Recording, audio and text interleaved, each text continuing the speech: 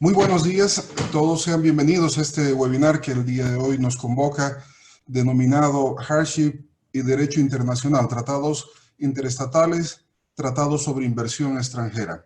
En esta oportunidad vamos a tener el auspicio de dos firmas internacionales como es la de 3CT y Rubio Arbitration Law. Asimismo, vamos a contar con la participación de los profesores James Graham, Roger Rubio y Carlos José Valderrama. Para dar inicio a este programa, vamos a determinar la metodología del desarrollo de la misma. Esta metodología va a constar de otorgar la palabra a los expositores por 15 minutos, quienes van a hacer una contextualización de su tema, y posteriormente los participantes y los miembros que nos están asistiendo van a poder realizar en el chat sus preguntas para que se pueda dar lectura a estas y los profesores vayan ampliando las mismas. Vamos a dar inicio a la primera exposición con el doctor James Graham. Él es socio de la firma de abogados 3CT México y 3CT Bolivia y es cabeza de la práctica de arbitraje internacional a nivel global. Es profesor titular de la Universidad Autónoma de Nuevo León. Es titular de la Cátedra de Arbitraje Internacional en la Escuela Doctoral. Además, es titular de la línea de investigación de Derecho Internacional Público y coordinador del Colegio de Derecho Internacional. Es autor de 15 libros y bueno, el extenso currículum lo vamos a resumir hasta acá, ya que todos estamos esperando la exposición del profesor Graham, a quien le pedimos, por favor, que pueda tomar la palabra y pueda acompañarnos con su tema. Muy buenos días, ¿cómo están? Es un gusto para mí, especialmente de hacerlo juntos con Roger, que ya tenemos una amistad hace mucho tiempo, y el conocimiento y la amistad reciente con Carlos, porque tuvimos el gusto de conocernos hace unas semanas, ¿no? Y la idea que quiero desarrollar es lo siguiente. Con el COVID-19, obviamente, se habló mucho qué va a pasar con los contratos comerciales, ¿no? Típicamente, va un deudor, debe dinero, es de buena fe, quiere pagar, pero ahorita no puede pagar. Y ya se ha escrito muchas cosas sobre eso y se me ocurrió, como no tengo nada que hacer en esa pandemia, bueno, no es cierto, pero sí, se me ocurrió de pensar, oye, si trasladamos la situación a los tratados internacionales. Hay estados que deben dinero a otros estados, ¿no? Hay estados que deben pagar cuotas a organizaciones internacionales, hay estados que tienen que ejecutar laudos porque fueron condenados, etc. Y la hipótesis es que el estado quiere cumplir, solamente que ahorita no quiere pagar el préstamo porque tiene que alocar el dinero al sector de la salud, a los hospitales, hacer paquetes fiscales para el desempleo, etc. Quiere decir, el Estado está priorizando su dinero y considera pues que hay unas cosas que tiene que esperar hasta para alguna mejor época, ¿no? Y otros que son prioridades. Bien. En ese contexto, la idea es que el Estado quiere negociar o renegociar los términos del tratado para encontrar una solución por la situación actual, pero más importante, por la situación futura. Eso suena mucho al hardship, ¿sí? Y el hardship se hizo muy famoso, entre comillas, por los principios UNIDROIT. Sin embargo, yo lo considero un poquito de manera distinta. Los principios UNIDROIT hablan de la excesiva onerosidad debido al cambio fundamental de circunstancias. Obviamente, deber dinero no va a ser el contrato más oneroso, ¿no? Pero hay un principio general del comercio internacional que es que cualquier cambio fundamental, obviamente, de circunstancias obliga a la contraparte a renegociar. Para total, esa definición, la pregunta es, ¿existe un derecho internacional? ¿Hay maneras por los estados de hacerlo o no? Es lo que quiero ver con ustedes. Y la idea es primero eliminar rápidamente todos los conceptos semejantes que parecen como el hardship, pero que no lo son, como tal, como por ejemplo la fuerza mayor. Entonces vamos a ver todo eso bajo la Convención de Viena y obviamente también bajo el derecho internacional general. Entonces, primero, las causas que creo que no entran en nuestra hipótesis, no digo que no entran en la hipótesis del COVID, sino en nuestra hipótesis, que es la voluntad de renegociar el contrato. Para la fuerza mayor, es el 61 de la Convención de Viena, es una fuerza mayor muy restrictiva. Primero, no entra en nuestras hipótesis por la simple razón que permite solamente suspender o terminar el contrato, o el tratado, me ha dicho, perdón. Y además, no funciona porque se considera que hay solamente fuerza mayor cuando hay una imposibilidad o destrucción del objeto, ¿no? Y las obligaciones financieras nunca entraron ahí. Los trabajos preparatorios de la Comisión de Derecho Internacional lo demuestran, y muchos fallos como los famosos préstamos brasileños y serbos de la Corte Permanente, o en los años más recientes el fallo del Rainbow Warrior. La explicación es más sencilla. El Estado nunca se queda sin dinero. Digo, físicamente siempre hay dinero. Lo que cambia son las prioridades, cómo gastas tu dinero. Y por lo tanto, no entra. De ley Ferranda, no estoy de acuerdo con esta definición porque creo que, según el principio general, no tienes que distinguir donde hay nada que distinguir. La Convención de Viena habla de obligaciones y por lo tanto no veo por qué tendría que distinguirse. Pero bueno, no quiero ir demasiado lejos sobre ese punto. Si les interesa, más tarde, con mucho gusto les comparto el paper. Me falta de editarlo, ¿no? Y ahí entro mucho más en detalles. La segunda causa que quiero eliminar es la del falso hardship del artículo 62 de la Convención de Viena. ¿Por qué falso hardship? Porque de nueva cuenta sí habla de cambio fundamental de circunstancias, pero permite de nueva cuenta solamente la suspensión y o la terminación del contrato que no es lo nuestro, ¿no?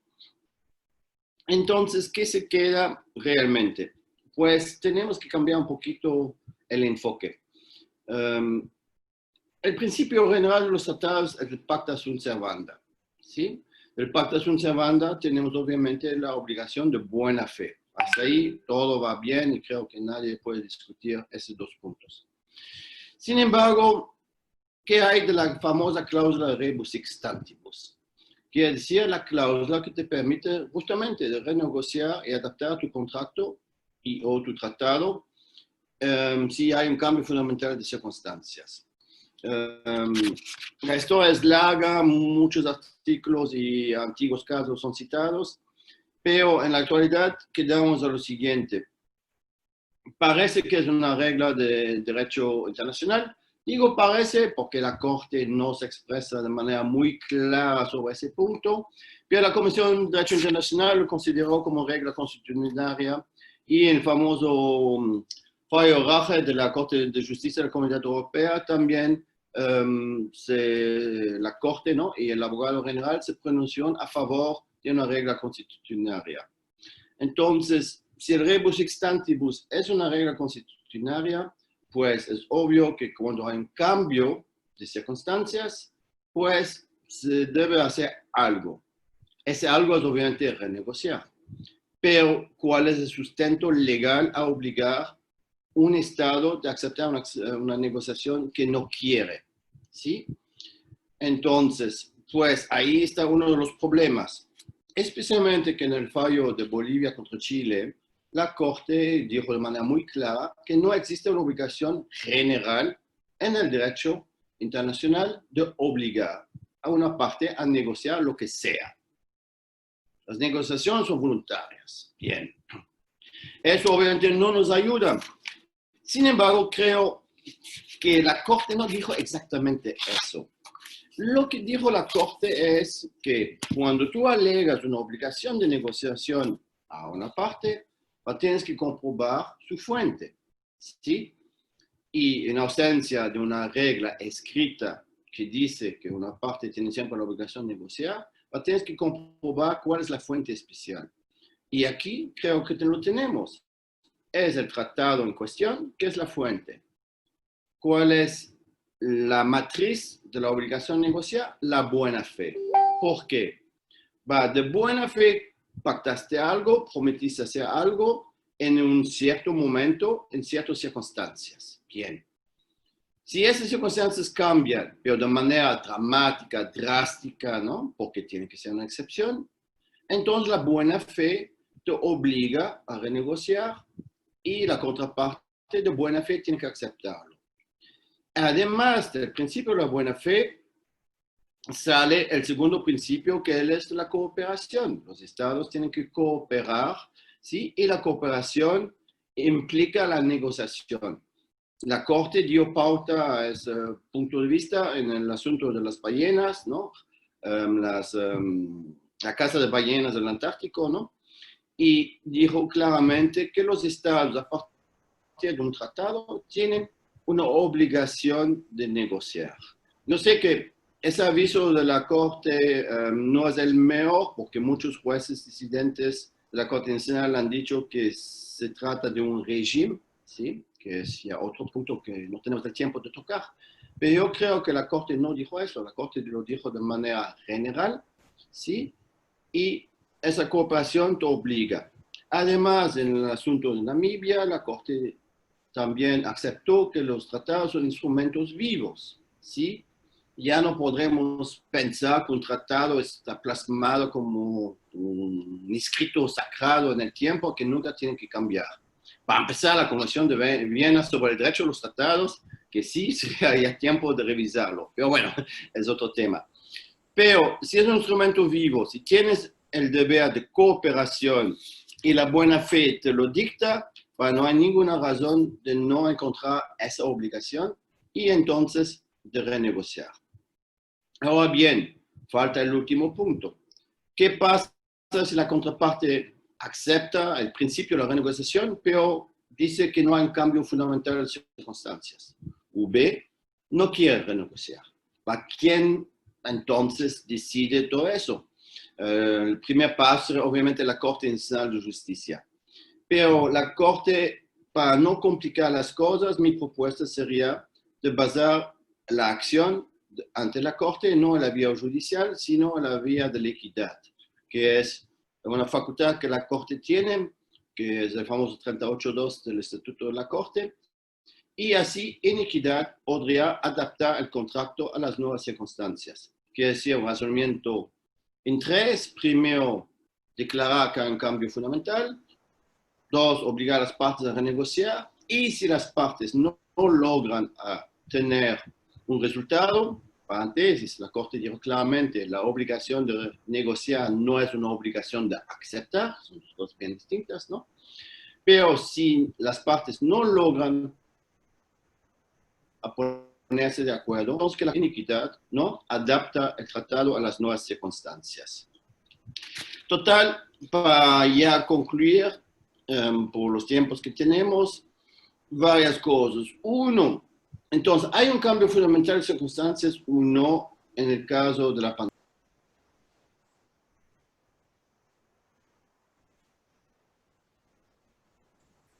Se cortó tu micrófono, James, por favor. Sí, Ahora sí. ¿ya me escuchan? Perfecto. Perfecto. Creo que nadie puede impugnar el hecho que el coronavirus no fue previsto, ningún estado hubiera podido preverlo, ¿no? Dos, sabemos los resultados del coronavirus también, que son dramáticos.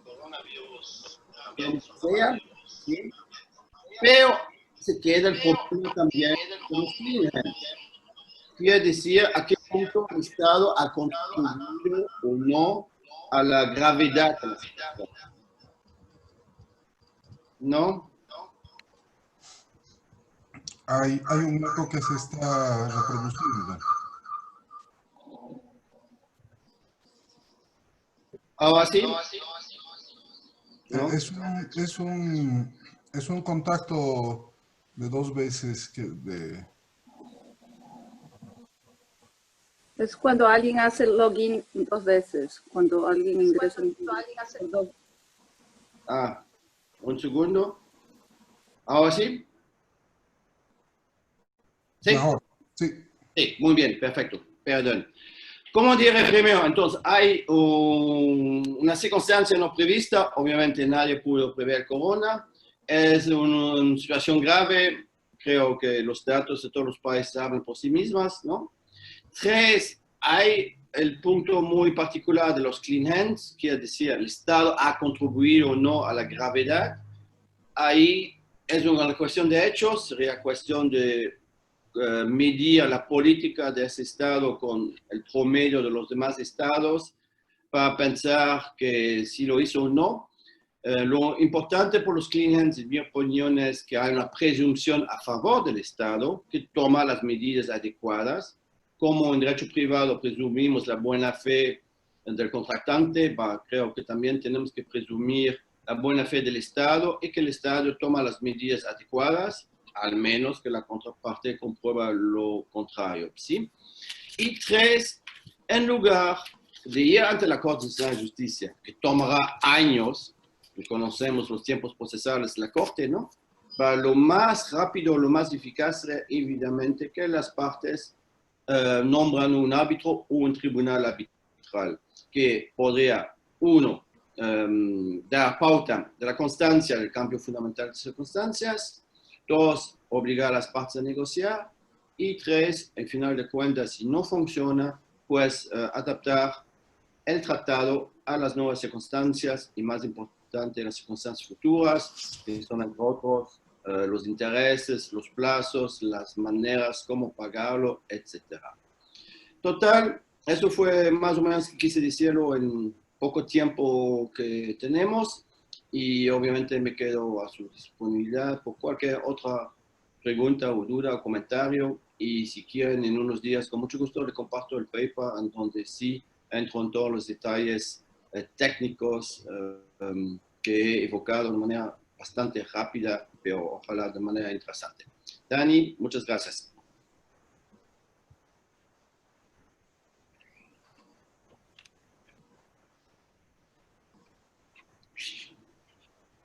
Gracias. Sí, gracias James. El tiempo que se les ha asignado ha sido cumplido. Entendemos de que nos deja mucho por abordar, por eso vamos a tener, una vez que concluyan las exposiciones, un espacio para las preguntas donde vamos a poder ampliar cada uno de los detalles. Ahora vamos a dar la palabra a Roger Rubio, quien es socio de la firma Rubio Arbitration Law. Él es profesor de arbitraje internacional de la Pontificia Universidad Católica del Perú. Además, es miembro de la Comisión de Arbitraje de la Cámara de Comercio Internacional de París, la CCI. Es miembro de la Corte Arbitral de AmCham, Perú, y es coautor de la Ley Peruana de Arbitraje del año 2008.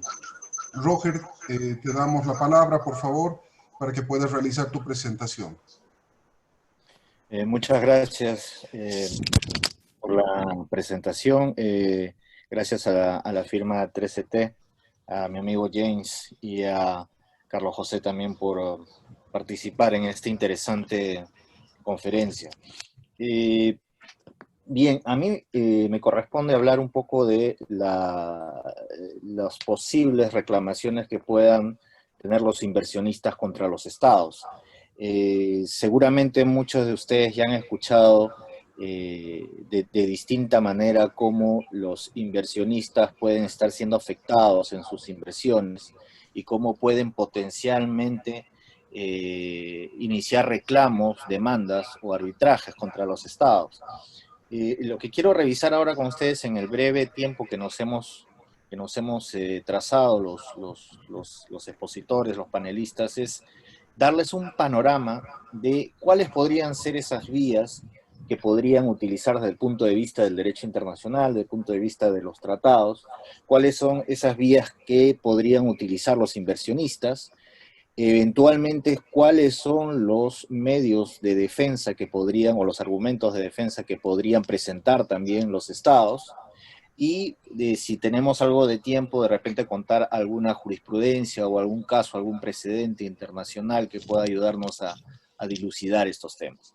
Bueno, la pandemia, como todos sabemos, ha afectado prácticamente a todos los países del mundo, y como es de suponer, todos los países del mundo en una u otra medida han tomado, digamos, algunas decisiones, algunas medidas legislativas para combatir el brote y evitar la expansión del COVID-19.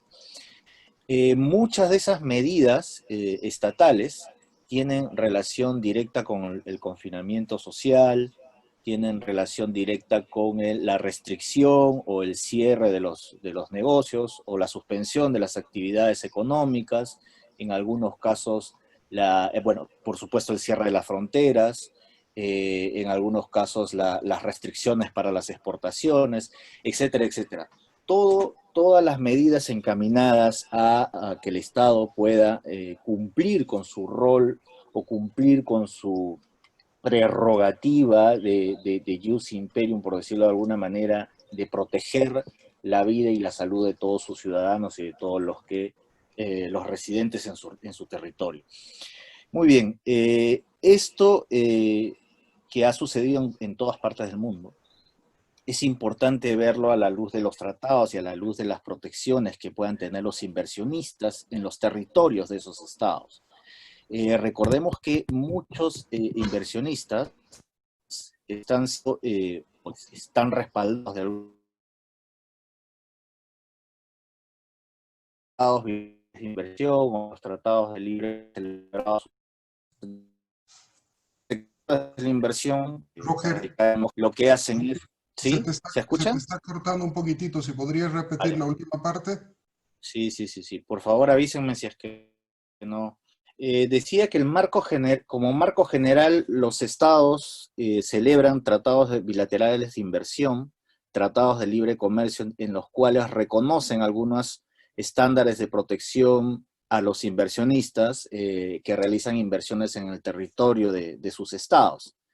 Entonces, estas protecciones de alguna manera se activan ante cualquier medida del Estado en general, porque estas protecciones están dirigidas a reconocer o tener una garantía de trato justo equitativo, de una protección y seguridad plena de las inversiones, de que sean debidamente compensadas las expropiaciones que pueda realizar el Estado anfitrión, de que tengan un mismo trato que los nacionales, etcétera, etcétera, entre otras protecciones. Entonces, cada medida que pueda haber tomado, en general, cada medida que toma un Estado dentro de su país, dentro de su economía, dentro de su territorio, están sujetas, si es que hay inversionistas extranjeros respaldados por tratados, están sujetas a, de alguna manera, las protecciones que puedan asistirles.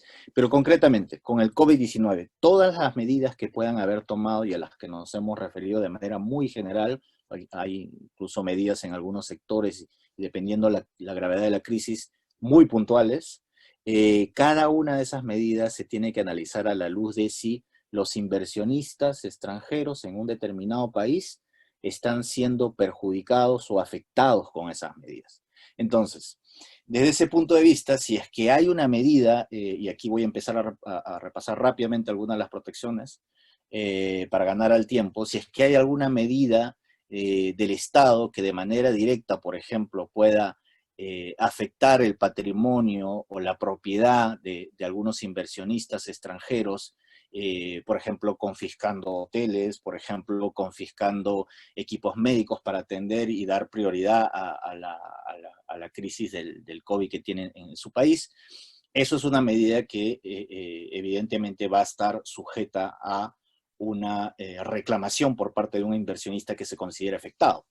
Pero también puede suceder, no de manera directa, puede suceder de manera indirecta cuando, por ejemplo, el Estado, por las circunstancias graves por las que atraviesa el país o determinado, puede dictar una norma que diga que se suspenden todos los pagos financieros o se suspenden todos los pagos de las hipotecas o se ordena que los bancos o las financieras puedan dar un plazo o unas facultades o unas facilidades especiales a todos los clientes, etcétera, etcétera. Al dictar esa medida puede estar afectando la inversión extranjera que pueda tener un inversionista respaldado por un tratado de libre comercio o un tratado bilateral de inversión. Pero, y ahora yendo un poco en la misma línea, pueden dictarse también, algunos estados podrían dictar algunas medidas para rescatar a las empresas nacionales o para dar algún tipo de ayuda económica a determinado sector o a determinadas empresas, calificándolas por si son grandes empresas, grandes contribuyentes, si son pequeñas, medianas. Ese tipo de medidas también podrían estar sujetas a una revisión de la afectación del derecho de los inversionistas porque podría estarse beneficiando a las compañías o a los inversionistas nacionales y no extender el mismo beneficio a los inversionistas extranjeros. Otro punto que también podría presentarse es en relación con la protección precisamente la protección y seguridad plena que los estados deben brindar a los inversionistas. Se ha interpretado esto en el sentido físico, que es el tradicional, pero también en el sentido de seguridad jurídica, que es un poquito más sofisticado y un poco más exigente, pero si hablamos de protección física, si el cierre de las actividades económicas o los negocios puede de alguna manera generar algún problema social, algún tipo de revuelta social, protestas, saqueos que puedan afectar los negocios o las inversiones extranjeras, también, y si el Estado, tendría que evaluarse si el Estado ha brindado las protecciones necesarias, también podría estar sujeto el Estado por las medidas tomadas de confinamiento o de suspensión o de cierre de negocios a una posible o eventual responsabilidad por los tratados internacionales. Y finalmente, por el lado de las protecciones, el tema probablemente más sensible y el tema más interesante es el tema del trato justo y equitativo.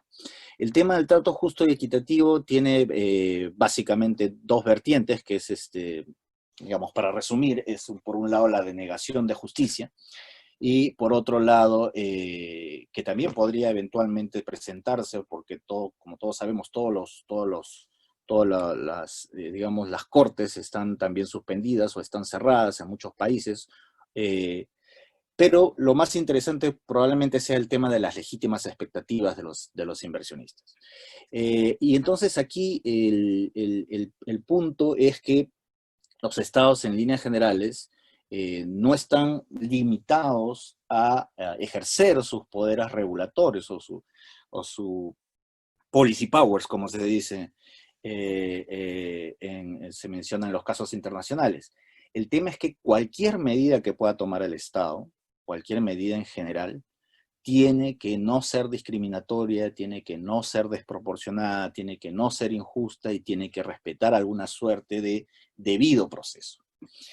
Y por otro lado, se dice que con las legítimas expectativas los inversionistas lo que hacen es, al momento de tomar la decisión de hacer una inversión en un Estado, están contando con que las condiciones que presenta ese Estado son las condiciones más apropiadas y que se van a mantener para poder hacer una inversión. Si esas condiciones cambian y si el Estado contribuye a que esas condiciones cambien, entonces ahí tenemos otro issue del cual se puede analizar el estándar de trato justo y equitativo. Muy bien, y por último, o como segundo tema, me quiero referir a el tema de ¿qué puede, por otro lado, hemos visto ahora cuáles mecanismos o cuáles estándares podrían utilizar los inversionistas según las medidas del Estado. Sin embargo, no está todo perdido, por decirlo de alguna manera. El Estado no se queda cruzado de brazos. El Estado, frente a estos posibles reclamaciones y estas posibles, digamos, afectaciones que pueda reclamar el inversionista por las medidas del Estado, el Estado también podría utilizar varios mecanismos de defensa. ¿Cuáles mecanismos de defensa puede usar y en qué medida puede ser exitoso o no? Va a depender mucho del tratado, de lo que contemplen los tratados. Por ejemplo, a nivel, lo primero que hay que decir es que, y ya lo he dicho hace un momento, lo que está por encima, y es lo que va a defender el Estado, lo que está por encima de todo, por encima incluso de los tratados, pero están en los tratados por supuesto, es la prerrogativa que tienen, o el jus imperium que tienen los estados para proteger la vida y la salud de sus ciudadanos. Eso manifestado de distintas maneras, no solo en los tratados de libre comercio, incluso en los tratados humanos, esa prerrogativa va a defender y es un valor, digamos, supremo, un bien de bienestar general que puede ser defendido en cualquier canal internacional. Muy bien. Luego de eso hay que ver las famosas excepciones que pueda tener el tratado a este poder regulatorio. Las excepciones, estoy escuchando un eco, no sé si se me escuchan. ¿Sí? ¿No hay problema? Significa que tu Ustedes me banda avisan. está baja, de repente cerrando otros programas. Perdón. Voy a cerrar entonces algunos programas. No sé si se escucha mejor, ¿ustedes me avisan? Está mejor. Está mejor. Perfecto. Está mejor. Entonces, ya para ir cerrando este tema de la defensa de los estados, hay que ver qué es lo que contienen los estados, los tratados. Los tratados bilaterales de inversiones muy antiguos de los años 80 hacia atrás prácticamente no tenían ningún mecanismo de defensa, no se hablaba, digamos, de estas excepciones, porque ahora, a diferencia de los tratados de libre comercio de hoy en día o de última generación, sí hablan específicamente y dicen que los estados pueden tomar, sin perder de los estándares o las garantías que se están reconociendo los inversionistas, pueden tomar medidas que no sean incompatibles con esas garantías, vale decir, entiéndase, no discriminatorias, no injustas, no desproporcionadas, no arbitrarias, etcétera, etcétera, pero pueden ser muy sensibles o están de alguna manera, y se pone expresamente, regular sobre temas de proteger políticas públicas que protejan la vida, la salud, el medio ambiente, los recursos naturales no renovables, etcétera, etcétera. Entonces, estas excepciones generales ya empiezan, por lo menos en los tratados de última generación, ya lo tiene el tratado, por ejemplo, de libre comercio Perú-Estados Unidos en relación al medio ambiente, lo tiene el CPTPP lo pueden ver también, lo tiene el Tratado de Perú y Australia de libre comercio que se ha firmado y que ha entrado en vigencia este año. De alguna manera también lo tiene la Alianza del Pacífico. Entonces hay que ver qué es lo que dicen los tratados para poder utilizar esos medios como defensa. Y ya por el lado del derecho internacional más general, ¿podrían algunos tratados internacionales tener las famosas defensas? Algo de esto se ha referido James, las famosas defensas de fuerza mayor, estado de necesidad y peligro extremo. Esto podrían tenerlos o podrían hacer una referencia a los tratados, generalmente no los tienen, pero el hecho de que no los tengan no quiere decir que no puedan ser utilizados en las reclamaciones, en los procesos arbitrales. De hecho, se ha utilizado en los casos de Argentina a raíz de la crisis financiera. Probablemente es el caso más conocido de estado de necesidad. Entonces, habría que ver, y aquí me remito un poco al reporte de responsabilidad de los estados, de la Comisión de Derecho Internacional, cada uno de los requisitos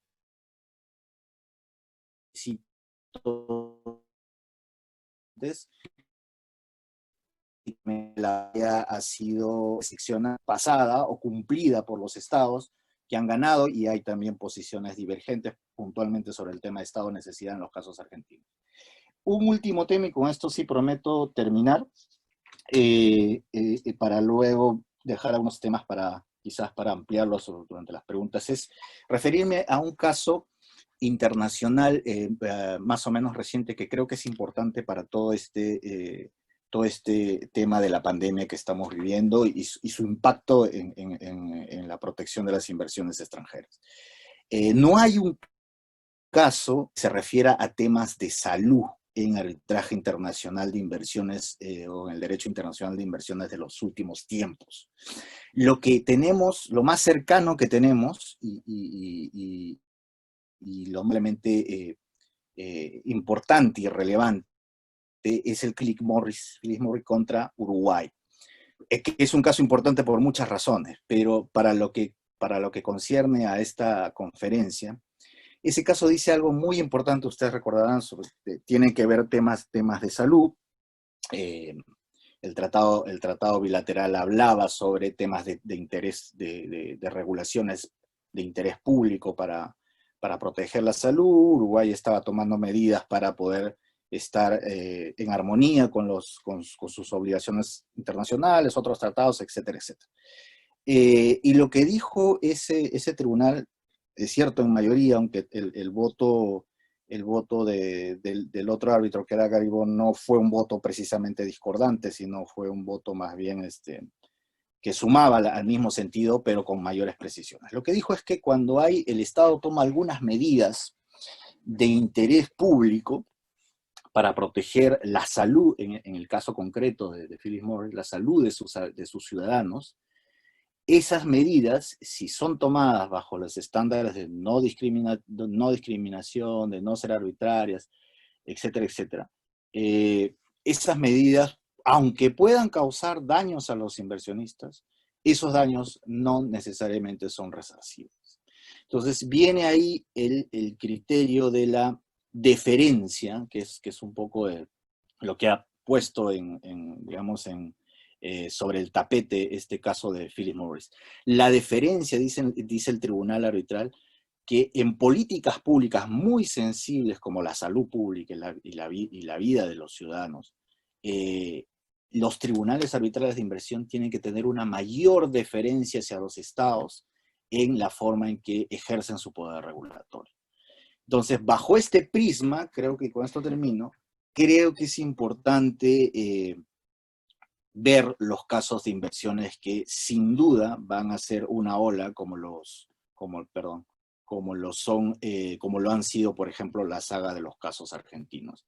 Y vamos a ver cómo los tribunales arbitrales van a empezar a hacer un balance entre la protección de las inversiones extranjeras reconocidas en los tratados y, por otro lado, el poder regulatorio de los estados puntualmente para temas muy sensibles como la vida y la salud pública. Muchas gracias, Daniel. Roger, gracias a ti. Vamos a dar continuidad a la presente conferencia con la participación de Carlos José Valderrama. Carlos José es abogado con experiencia en materia de resolución de disputas internacionales de inversión. Es responsable de la implementación del Sistema de Coordinación y Respuesta de la República del Perú frente al ISDS y dirigió exitosamente su defensa por varios años. Trabajó como consejero de las firmas internacionales Wyatt Cage y Sidley Austin y actualmente ejerce de manera independiente. Actúa como árbitro en controversias internacionales comerciales bajo diversas reglas arbitrales y como consultor en asuntos relacionados con la previsión y el manejo de disputas internacionales. Carlos José, te dejamos con la palabra, por favor. Gracias, Daniel. Primero quisiera agradecer la invitación. Es un honor para mí de estar aquí compartiendo esta discusión junto con James Roger. Segundo, veo en la pantalla varios nombres amigos, así que desde aquí les mando un saludo a todos. Espero que estén bien y que esta pandemia termine pronto para todos de la mejor manera. Y yo voy a referirme un poco a lo que Roger estaba refiriéndose. Voy a ver mis notas porque es una semana un poco compleja. Como sabemos, el Estado peruano ha tomado medidas urgentes y excepcionales para capear la crisis originada por la pandemia. Igual que la mayoría de estados. Sabemos, por ejemplo, que en el Perú se declara un estado de emergencia sanitario que establece un status quo y acto seguido se declara un régimen de excepción a fin de, a través de este régimen de excepción, poder tomar las medidas que el Estado considera mejores para resolver la emergencia ocasionada por la pandemia. En las últimas semanas hemos visto que se han tomado una serie de medidas que podrían tener consecuencias inesperadas y podrían tener efecto o podrían terminar afectando derechos de inversionistas extranjeros. Esto es lo esperado, puesto que una situación como la pandemia en la que nos encontramos es nueva para todos. Entonces, es difícil prever todas las variables que las medidas o decisiones que puede tomar el Estado puedan generar en los derechos patrimoniales de los privados, nacionales y extranjeros. también hemos visto cómo se han tomado ciertas medidas destinadas a afectar los derechos patrimoniales de los inversionistas en los casos de los peajes y las AFPs a inversionistas extranjeros. Entre las primeras medidas, aquellas que podrían tener consecuencias inesperadas, podemos señalar los riesgos que corre el Estado respecto a decisiones que tome, como por ejemplo, respecto a los pagos o deudas que podrían tener los usuarios de servicios públicos como energía, agua y desagüe, comunicaciones. Las segundas, las conocidas decisiones respecto a los regímenes de AFPs y suspensión de cobros de peajes de peajes administrados por concesionarios privados. Además está el riesgo de aquellos que asumen que afectarían a ciertos inversionistas cuyos derechos se verían desprotegidos y sus costos encarecidos por la mala performance o por el mal performance económico del Estado o la asunción de costos laborales y otros, aun cuando sus inversiones no hayan estado operando. O sea, hay un riesgo de que las medidas tomadas no hayan sido lo suficientemente buenas para capear la crisis y estas afecten luego a las inversiones de los inversionistas extranjeros. Estos actos y medidas y decisiones asumidas y tomadas por los estados han despertado la discusión académica y profesional, se ve en muchos foros, sobre si estos actos están justificados o no por la necesidad pública, por el concepto de estado de necesidad pública. Yo entendería, yendo a la defensa del Estado, yo entendería que esta sería una defensa fundamental para el Estado, ¿no? Como dije en un principio, los estados están enmarcados en un régimen de excepción y sus actos están destinados fundamentalmente a proteger a su población de una pandemia difícil de manejar, como podemos ver por la prensa. Sin embargo, se puede sustentar también que aun cuando el Estado se encuentra en un estado de excepción y deba tomar las medidas pertinentes para capear la crisis, estas medidas deben estar obligadamente sustentadas en motivación razonable, es decir, las medidas deben ser razonables, no pueden tomarse medidas irracionales sin sustento alguno. El Estado debe ser muy cuidadoso al sustentar sus medidas y los inversionistas deben estar muy atentos y realizar permanentes análisis sobre si las medidas adoptadas por el Estado pudieron ser razonablemente evitadas, debiéndose haber adoptado otras que tuvieran los mismos efectos, pero que no habrían afectado sus inversiones. Además, que sobre si las medidas que han ocasionado daños a sus inversiones han ocasionado daños puntualmente a sus inversiones o han generado un daño global, general, que ha sido inevitable. Y ahí va el tema del estado de necesidad. No cabe duda que el número de disputas internacionales va a crecer. y los tribunales arbitrales tendrán una importante labor en decidir sobre la afectación o no de los derechos de los inversionistas en circunstancias nunca antes vistas. Por otro lado, será muy interesante observar el rol que jugarán los estados de los cuales los inversionistas son nacionales. Primero, fuera del ámbito de la disputa puntual, arbitral, internacional, probablemente, muy probablemente, los estados vayan a ser más proactivos en proteger las inversiones de sus nacionales fuera de sus países, en territorios extranjeros.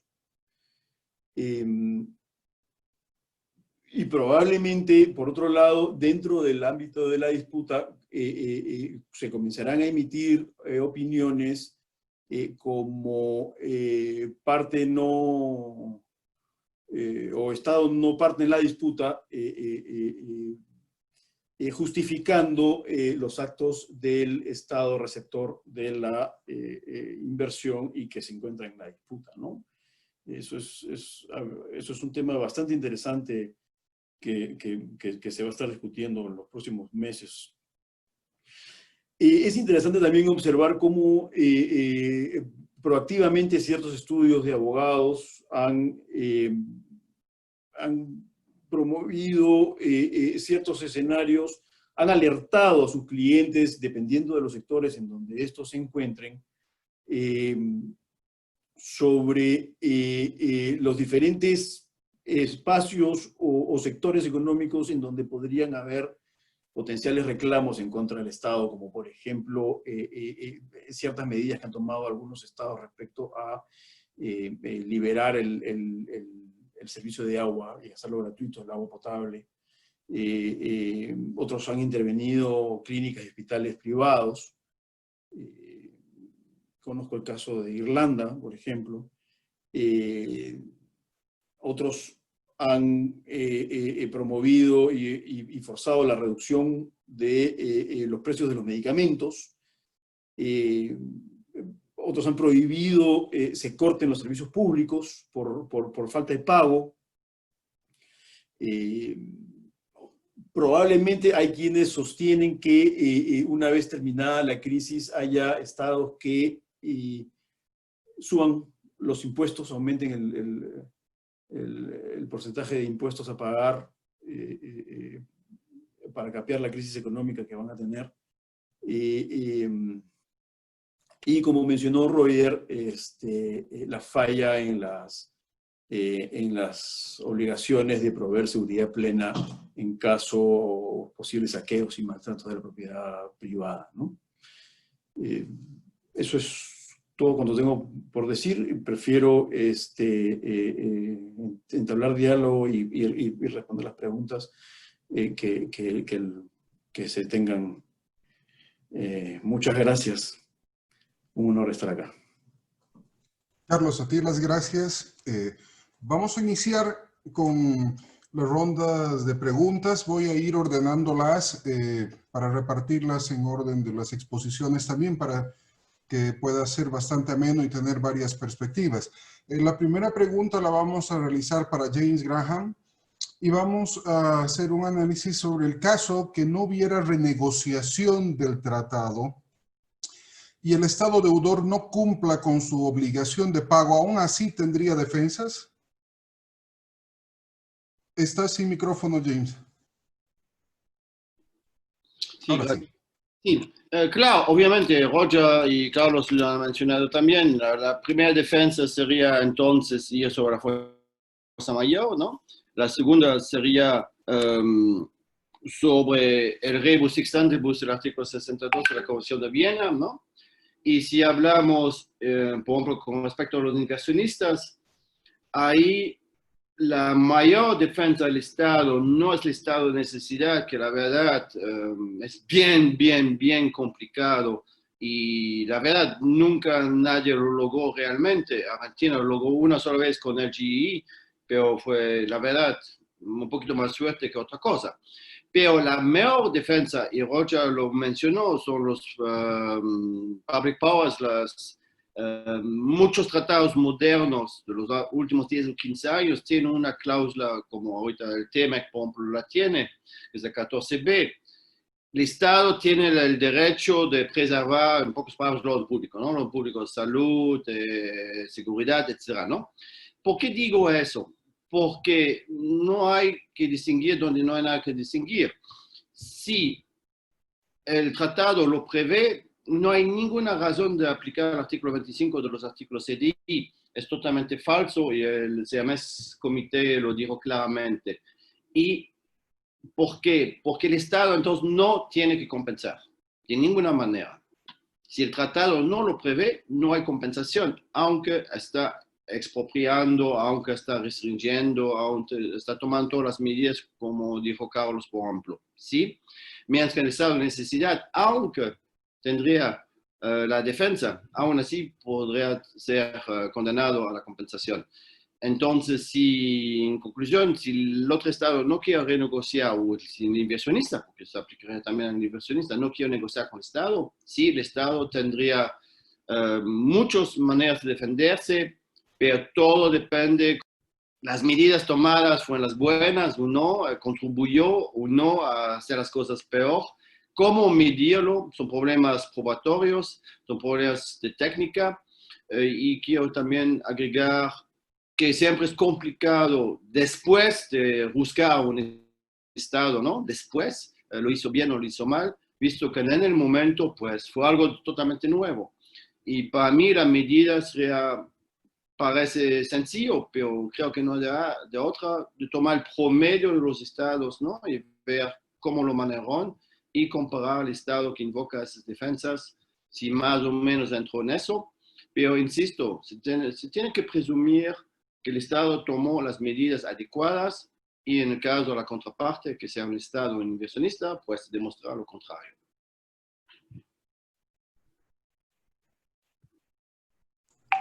Muchas gracias, James.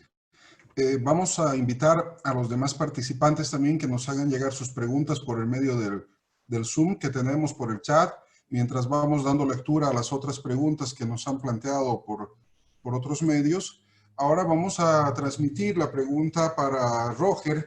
Nos indica, ¿qué sucede en los casos en los que no hay excepciones generales en los tratados bilaterales de inversión y los tratados de libre comercio del poder regulatorio del Estado y no se han contemplado mecanismos de defensa del Estado?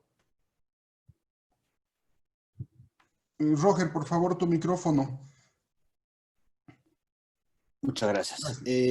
Sí, es una pregunta central, creo, que tiene que ver con lo que hemos conversado Carlos José y lo que acaba de decir James. También les refería el caso de Philip Morris, ¿no? Bueno, sí, primero hay que verlo del tratado. Y a propósito de lo que decía James, yo he podido ubicar que los tratados, por ejemplo, de Canadá con la Unión Europea y también el tratado de China con Australia, ya contemplan la posibilidad de que el Estado tome medidas puntuales para proteger la vida humana, la salud, etcétera, etcétera, siempre que no sean bajo el marco de que no sean arbitrarias ni discriminatorias. Y esto, fíjense ustedes, puntualmente estos tratados dicen que no están sujetos a una reclamación inversionista-Estado. O sea, no hay compensación cuando el Estado ha tomado una medida amparado en este poder regulatorio y sobre esta materia. Ahora, esto es algo relativamente nuevo, no lo vemos todavía en algunos tratados, o sea, no hay la exclusión, pero ya se está discutiendo esto y estoy seguro que a partir de esta crisis muchos tratados van a poner sobre la mesa la posibilidad de incluir esta provisión. Bueno, lo que tenemos es, yendo a la pregunta, decía, hay que ver el tratado, si no hay una excepción general, que también puede suceder, sobre todo si son tratados ya de mucho tiempo atrás.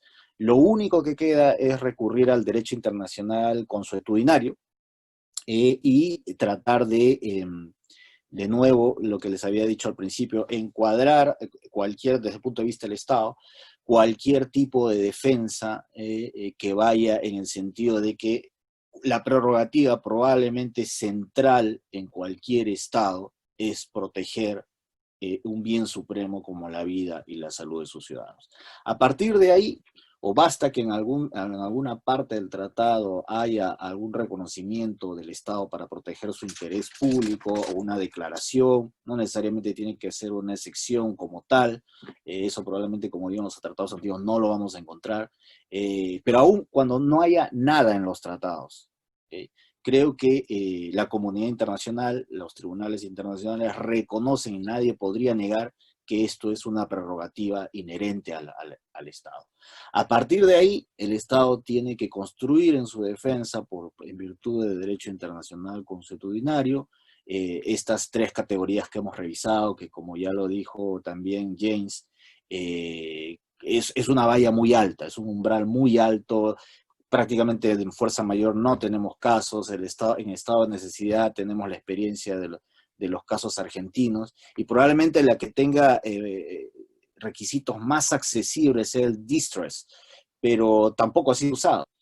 Entonces, es lo único que queda. El Estado va a tener que, digamos, encuadrar su defensa en virtud de esta prerrogativa que les menciono, en virtud a derecho internacional consuetudinario, y en cualquier caso, creo que siempre lo que va a analizar cualquier tribunal internacional es que si esa medida, al lado de lo que acabo de decir, si esas medidas respetaron por lo menos los estándares generales, independientemente de lo que pueda decir el tratado, pues cualquier tratado bilateral de inversión y de libre comercio lo dice, de que no sea una medida ni discriminatoria, ni desproporcionada, ni arbitraria, ni injusta. Gracias. Daniel. Gracias, Roger. Continuando con las preguntas, tenemos una que nos plantean desde el Perú que es muy interesante y nos dice, justo en el Perú se ha discutido públicamente el caso de la suspensión del pago de peajes, ordenada esta por el Congreso. ¿Qué opinión merece esa decisión, Carlos José?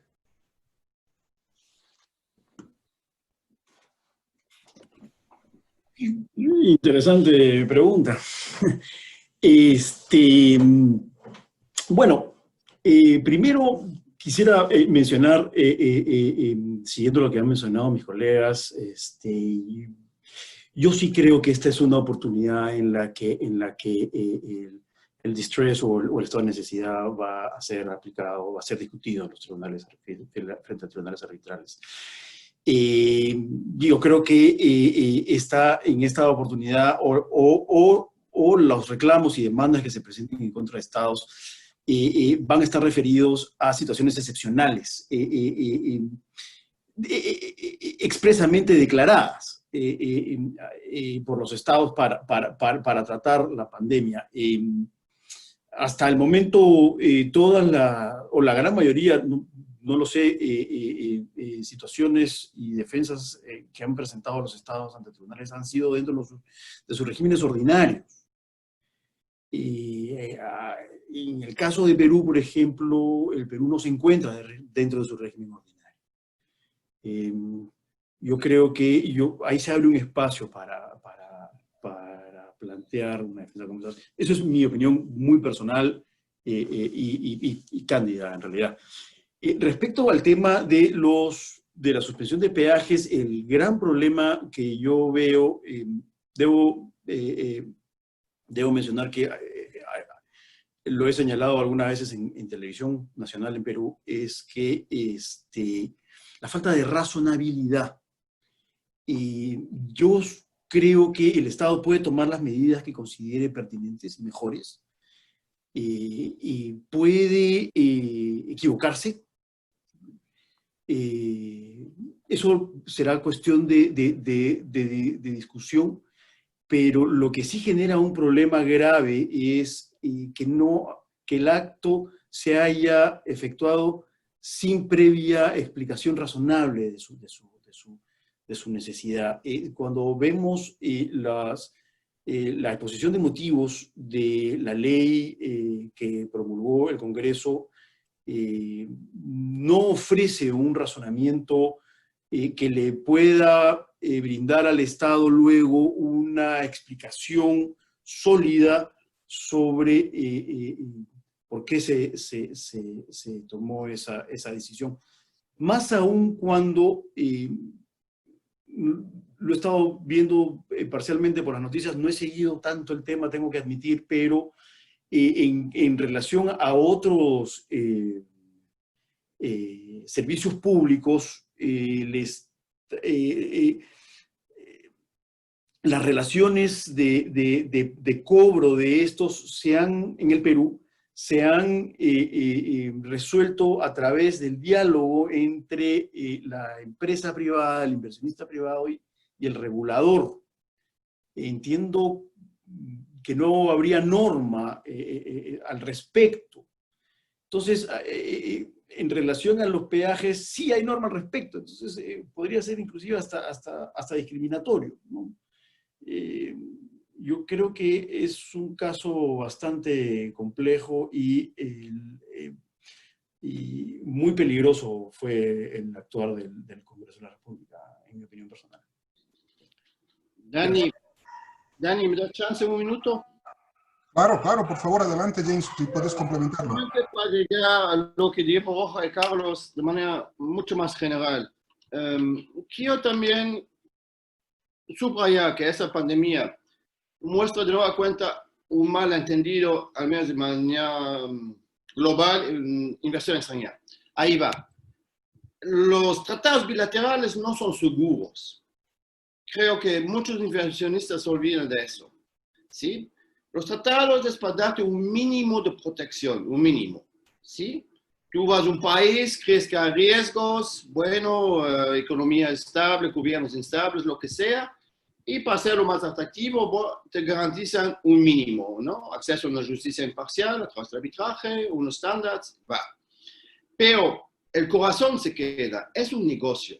Y como cualquier negocio hay riesgos, ¿sí? Y unas veces te cae algo del cielo y la verdad nadie tiene la culpa. Es realmente la situación que tenemos, ¿sí? El virus nos cayó del cielo, o me ha dicho, nos cayó de un animal, nadie lo ha previsto. Y el Estado tiene que tomar medidas, como dijo Carlos, para salvaguardar la salud, etc. Como Roger dijo, un bien superior al negocio, que es obviamente, entre otros, la vida y la salud pública. Bien. Y el inversionista también va a tener pérdidas y creo que tiene que aguantarlas. Es parte de cualquier operación económica. Hay riesgos, ¿sí? Y unas veces, pues, ni modo, la vida no quiso que sea un éxito y eso no necesariamente tiene que ser una pauta para reclamar al Estado, ¿sí? Otra es, el Estado toma medidas que son desrazonables, mal razonadas, discriminatorias, etc. Entonces, sí, obviamente el inversionista tiene que entrar. ¿Por qué digo eso? No solo para defender al Estado, sino también para decir a los inversionistas, aguas, no metes demandas para meter demandas, ¿eh? Los gastos y costos son 2, 3, 4 millones de dólares cada vez. Es para realmente ver, oye, ese Estado precisamente realmente hizo su trabajo y pues ni modo, tuvimos un mal negocio, al menos ahorita, ¿no? B, realmente el Estado se pasó, fue mucho más allá, ¿no? De lo razonable y entonces sí, una demanda hace sentido. Solamente para bien meter el punto sobre el I, los tratados bilaterales no son pólizas de seguro, ¿no? Y creo que fue ese tribunal que lo dijo también de manera mucho más clara que yo. Gracias. Gracias por la complementación, James. Y justamente ahora vamos a hacer una pregunta dirigida a tu persona nuevamente. El Rebus Sic Stantibus fue criticado duramente ya por los trabajos realizados por la Comisión de Derecho Internacional. ¿Por qué es un peligro? Por cualquier razón se busca el modificar un tratado. ¿Qué opinión te merece esta pregunta? Bueno, a ver, creo que tendré que contestar en 2 pasos. El primer paso es la situación histórica de los tratados. Durante los siglos XV, XVI, XVII, XVIII, el tratado no duró más de 1 hora. En pocas palabras, España se puso de acuerdo con Francia y tan rápido hizo un tratado secreto bajo la mesa con Alemania para después denunciar al francés, ¿no? Y después hicieron una contraalianza con Inglaterra, etc. Quiere decir, el tratado fue nada más que un pedazo de papel, un chiffon de papier, ¿sí? Es una famosa expresión. Y obviamente, en el siglo XX, la idea fue derecho positivo y seguridad jurídica. Entonces, ya eso es la primera. ¿Por qué el pacta sunt servanda es tan importante? Oye, prometiste hacer algo, hazlo. Y no cámbialo en 30 segundos, ¿no? Es el primero. El segundo, durante los debates de la Comisión de Derecho Internacional, fue eso, ese miedo que el Estado en cualquier momento podría cambiar de opinión y va.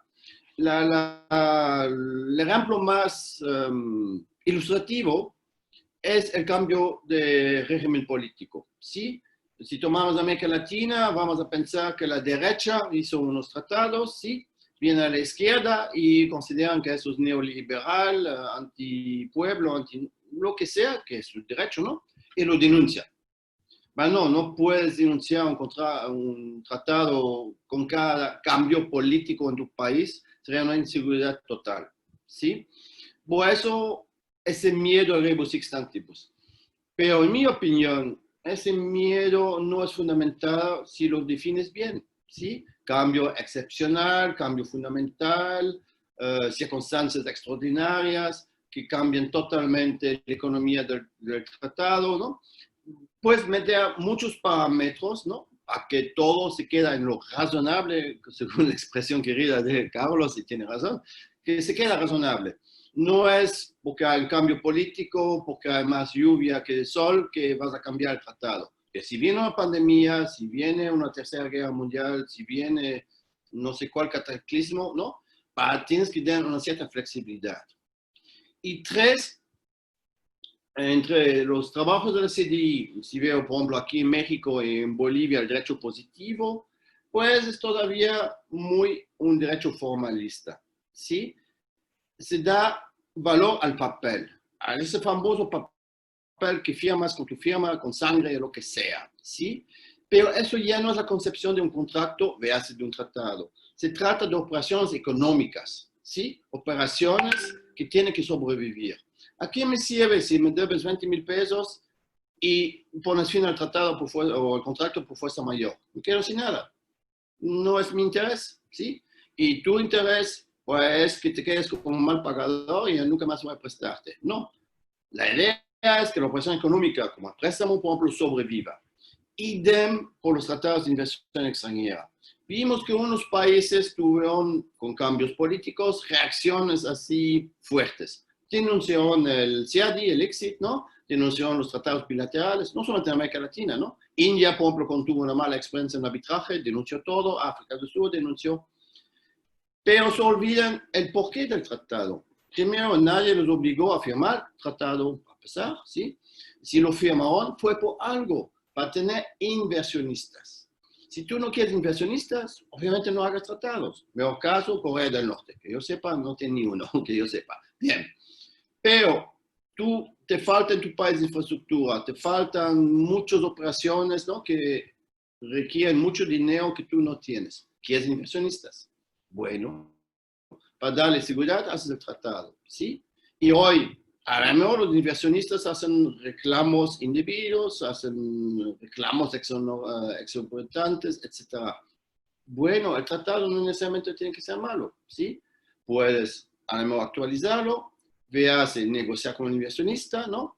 Pero el punto es que necesitas que la operación económica sobreviva. ¿Y cuál es la operación económica bajo un TPI? Va simplemente dar las garantías a los inversionistas que tienen un Estado de Derecho y donde pueden pues, hacer sus actividades y obviamente ganar dinero. Creo que el rebus sic stantibus participa de esa idea, salvar la operación que es subyacente al tratado, ¿sí? Y hacer que sobreviva, pero actualizado a las nuevas condiciones. Gracias. Gracias, James. Vamos a continuar con las preguntas. Vamos a hacerle una pregunta a Roger. Nos dice, los estados pueden, por acuerdo, suspender la aplicación de los tratados para evitar demandas de inversionistas por las medidas que adopten para contribuir a la pandemia.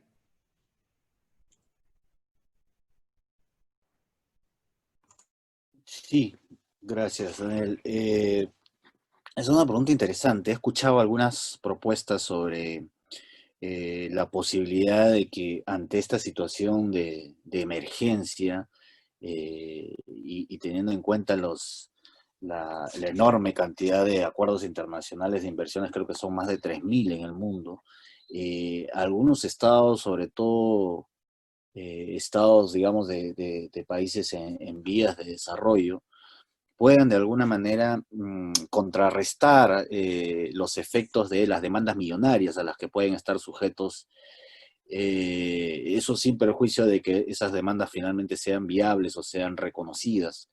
Pero creo que es un poco difícil. Es una medida política sin duda interesante, que podría perfectamente tener efectos, una modificación del tratado o una suspensión del tratado por acuerdo de ambos estados, pero lo veo un poco inviable, más allá de las buenas intenciones, de que un estado deje de alguna manera de reconocer o deje de alguna manera de utilizar de los mecanismos de solución de controversia inversionista-Estado que protegen a sus inversionistas o sus nacionales en otros estados a propósito de esta pandemia. Eso no es imposible, o sea, jurídicamente es posible que los estados se pongan de acuerdo y digan, bueno, todas las medidas relacionadas con no están sujetas a pero me queda la duda, me queda el sinsabor de, primero, que los estados lo puedan hacer, pues sería desproteger de alguna manera las inversiones y circunstancias ya acaecidas, circunstancias no hacia el futuro, sino pasadas, y del otro lado, dejar jurídicamente desprotegidos a los inversionistas después de que estos inversionistas invirtieron en el territorio de los estados receptores de inversión con las legítimas expectativas del marco jurídico de ese estado, pero además con la protección que brindaban los tratados internacionales. En fin, creo que esa salida política no resultaría ser muy viable, ¿no? Gracias, Daniel. Gracias, Roger.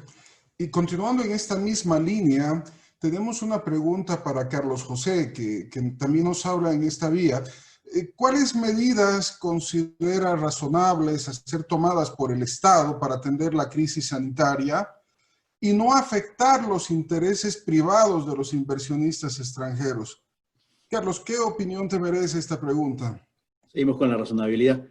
Difícil,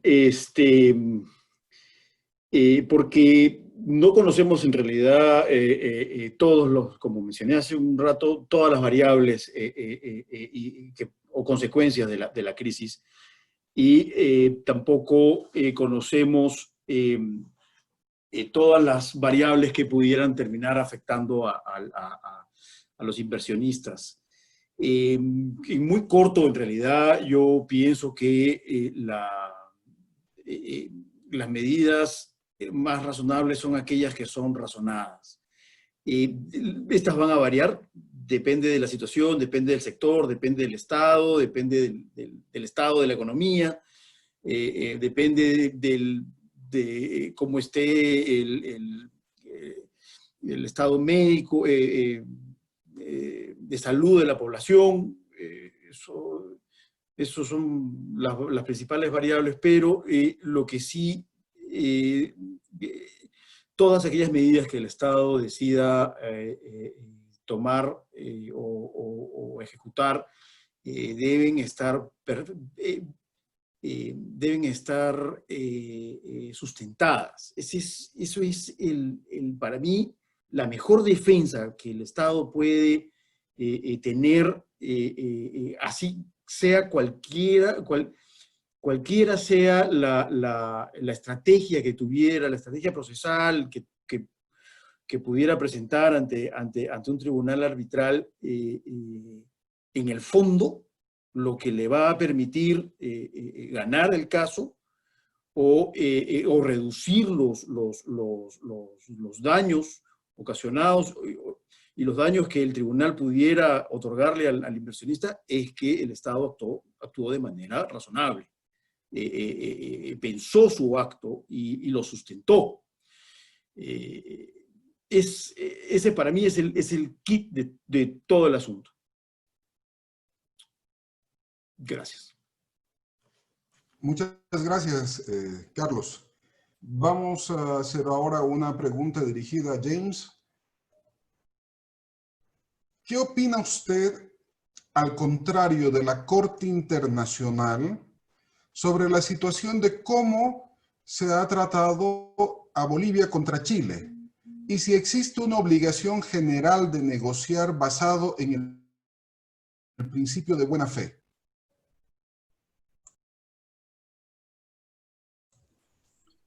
Pues, primero no quiero meterme en problemas, visto que es uno de estos temas bien delicados políticamente, ¿no? Es la primera. La segunda, la verdad, bueno, yo sé que es más fácil criticar después que hacerlo antes, ¿no? Pero yo en lo personal hubiera manejado el caso, al menos por parte de Bolivia, de manera bastante diferente. ¿Por qué digo eso? Obviamente, y la Corte lo dijo, no puedes obligar a alguien a negociar solamente porque tú quieres que negocie. Me explico, es un principio también en derecho civil, todos lados, ¿no? La negociación es algo voluntario y unas veces algo un poquito coercitivo si alguien te ordena de negociar, ¿no? Pero afuera de estos casos, aún así es voluntario. Si tomamos el hardship, pues si está previsto en el contrato, es voluntario la negociación. Si adoptas los principios UNIDROIT, es voluntario, ¿no? Porque lo aceptaste, bien. Pero si yo ahorita quiero que Roger empiece a negociar la venta de su casa y él no quiere vender su casa, ¿cómo voy a hacerlo para obligarlo? Digo, y es lógico, ¿no? Lo que dice la Corte, y eso fue el sustento con respecto al caso preciso de Bolivia contra Chile, es, tú necesitas una fuente de la obligación, y compruébamela, ¿no? ¿Dónde está tu fuente? Tú dices que Chile tiene que obligar, que negociar, muy bien. Bolivia hizo su tarea, ¿no? E intentó de meter material probatorio, que fueron acuerdos y convenios antes, y intercambios de cartas y cosas así. Bien, pero no creo que aquí vamos a rehacer el caso. Pero el punto es que si regresamos a lo nuestro, tanto por los tratados entre los estados como con los inversionistas, obviamente la fuente la tenemos, es el Pacta Sunt Servanda, perdón, y la obligación de buena fe. Tan sencillo, el principio de buena fe, de lo cual vienen las demás reglas, como por ejemplo el deber de cooperación y de colaboración. En el asunto de Bolivia y de Chile es un asunto complicado, ¿no? Pero la verdad, insisto, no quiero entrar demasiado en los detalles, pero una manera de haber podido pensar en eso son obviamente los derechos humanos. El acceso a la sustentabilidad, el acceso a la explotación económica, etcétera, etcétera, etcétera. Creo que por ahí va más el tiro, ¿no? Pero el hecho que no existe una obligación general de negociar sin sustento alguno, estoy totalmente de acuerdo con la Corte y no creo que no hay nada que criticar.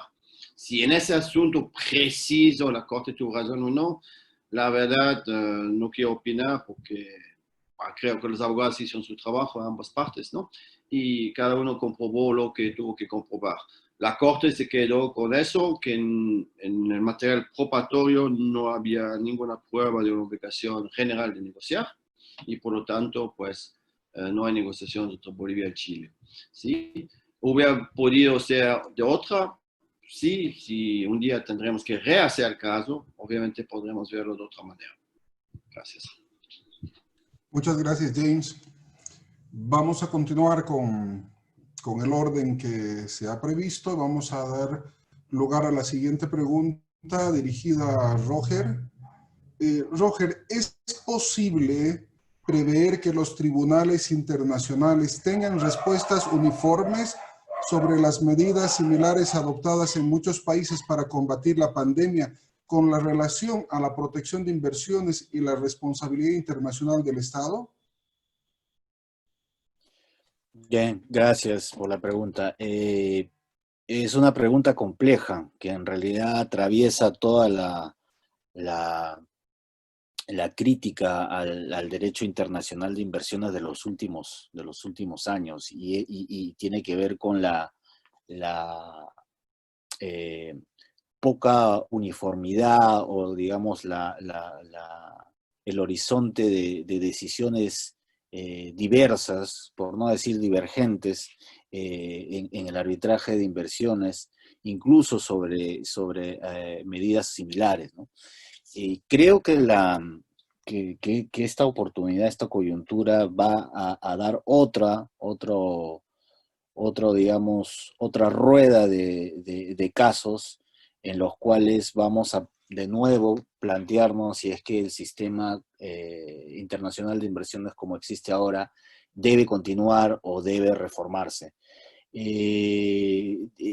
Definitivamente no tendremos las mismas respuestas, pero por diferentes motivos. Primero, para empezar, no todos los tratados internacionales, estos 3.000 que he mencionado, no todos tienen las mismas regulaciones ni las mismas protecciones. Creo que eso es algo que se deja de lado en muchas de las críticas que se hacen al sistema internacional de inversiones y a las decisiones de los tribunales internacionales de inversiones. Va a depender, digamos, la materia prima con la que va a resolver el caso, fundamentalmente, es cierto que pueden haber otros elementos, pero fundamentalmente son los tratados internacionales. Entonces, esas protecciones, si bien es cierto, hay 4 o 5 que se van a repetir y que han estado ahí siempre, tienen diferentes alcances, porque obviamente hay una evolución y un desarrollo del derecho internacional de las inversiones. 2, los hechos pueden ser similares. De hecho, todo el mundo está sufriendo la crisis de la pandemia a nivel global, y cada estado más o menos puede tomar medidas similares, incluso algunas medidas pueden ser iguales, idénticas, en el sentido de que hay muchos estados que han tomado medidas de confinamiento social, ¿no? Y con todas las implicancias económicas que eso trae. Pero de nuevo, y este quizás es el tercer nivel, hay que, esos derechos o esas garantías de los inversionistas que están en los tratados, los hechos, que son las medidas regulatorias de los estados para enfrentar esta pandemia, y la forma en cómo se aplican, o cómo han sido diseñadas y a quiénes está dirigida, y de nuevo ahí regresamos a lo que hemos repetido mucho durante todo este panel, es la razonabilidad, la no arbitrariedad, la no discriminación. Eso creo que va a ser, digamos, el punto que va a mover la aguja a un lado o a otro lado, ¿no? Al margen de que tenemos los tratados, al margen que ya se tomaron medidas específicas determinadas similares o no en diferentes países, cómo han tomado esas medidas y si esas medidas están impactando de una manera que perjudique a los inversionistas de manera discriminatoria, etcétera, etcétera. Nada de esto, de nuevo, deja de lado el argumento que también hemos venido repitiendo, importante, de que el Estado debe proteger la vida y la salud de las personas. Si esto está de alguna manera previsto en los tratados, probablemente sea un argumento muy fuerte que hay que balancear con el tema de la medida, si esta medida es o no discriminatoria, etcétera, etcétera. Si no está, por el derecho internacional consuetudinario, no sé si sea más débil la posición del Estado, pero en todo caso, porque igual es algo que es reconocido a nivel internacional, pero igual, si está en los tratados, yo creo que la posición del Estado es mucho más fuerte. Pero de cualquier manera, ambos argumentos, ambas posiciones van a tener que sopesarse ante un tribunal internacional. Gracias, Daniel. Gracias, Roger. Bueno, vamos a ir atendiendo algunas preguntas que nos están realizando en el chat. Ahora la vamos a dirigir esta pregunta a Carlos José. Nos plantea Lourdes Benes, agradecería su opinión sobre los casos en que el inversionista usa la pandemia para incumplir sus obligaciones con el Estado y los trabajadores de la empresa. Este caso se está refiriendo a las líneas aéreas, pero también en general. ¿Cuál sería tu opinión, Carlos? Gracias por la pregunta, Lourdes. Interesante. Y yo, como saben, muchos de los aquí presentes, yo soy un activista de que el Estado se identifique a sí mismo como sujeto de derecho y en el ámbito del arbitraje internacional y en el ámbito del arbitraje internacional de las inversiones, procure la defensa de sus intereses propios, que no se vea o no se identifique a sí mismo como una abstracción que protege y defiende los intereses de su población, sino que se vea a sí mismo como una persona jurídica con intereses propios que defender. Desde esa perspectiva, yo pienso que el Estado, frente a un inversionista que utiliza la situación en la que nos encontramos para beneficiarse, eso significa que no se ha visto tan afectado, sino que por el contrario, sin estar afectado, utiliza las medidas propuestas por el Estado para beneficiarse y de esta manera incumplir sus obligaciones con el Estado. Yo creo que el Estado debe iniciar las acciones legales correspondientes en contra del inversionista. Como sabemos, nosotros en el Perú tenemos cláusula arbitral internacional en nuestros contratos de concesión y utilizamos la cláusula CIADI en los contratos. Y esto es algo que vengo diciéndolo hace mucho tiempo en público y en paneles como este. El Estado debe, frente a una situación como esta, iniciar la disputa en contra del inversionista en el foro del CIADI. De hecho, lo hemos hecho, el Perú lo ha hecho. El Perú si buscamos al Perú en la página web del CIADI, lo vamos a ver en el lado de los demandantes también, no solamente los demandados. Si por el contrario, las obligaciones de la empresa frente al Estado no están planteadas en un contrato, sino que son las obligaciones ordinarias de pago de tributos o cualquier otra obligación general que pudiera tener un ciudadano residente en el país, el Estado seguirá las rutas, las vías ordinarias de sanción y cobro que corresponda, ¿no? Eso es lo que pienso. Muchas gracias, Carlos.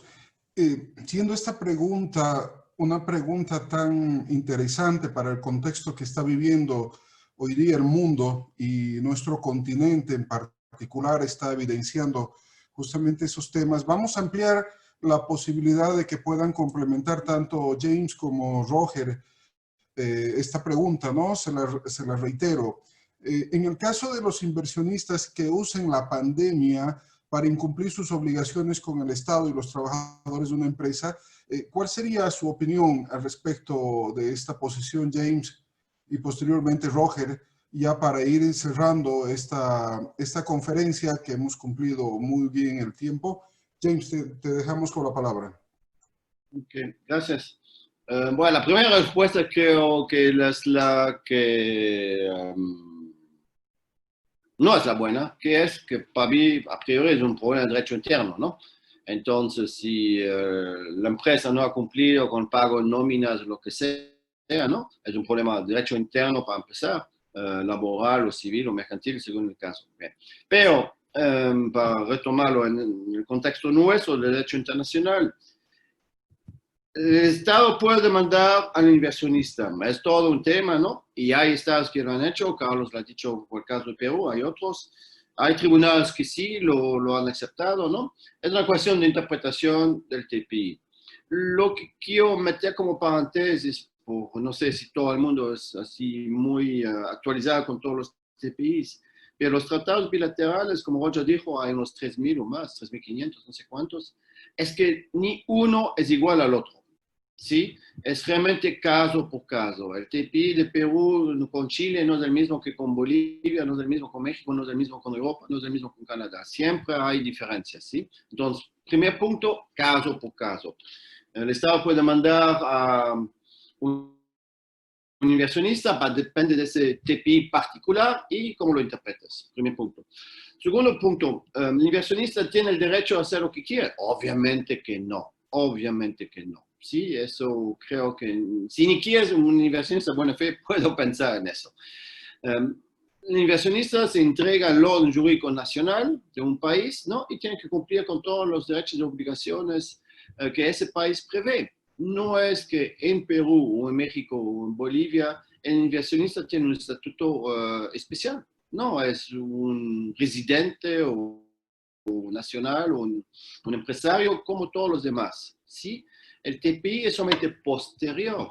Es que en caso que pasa algo, que el Estado hizo algo que hizo un perjuicio al inversionista tiene esa oportunidad, ¿no?, de defender lo suyo ante un tribunal arbitral internacional.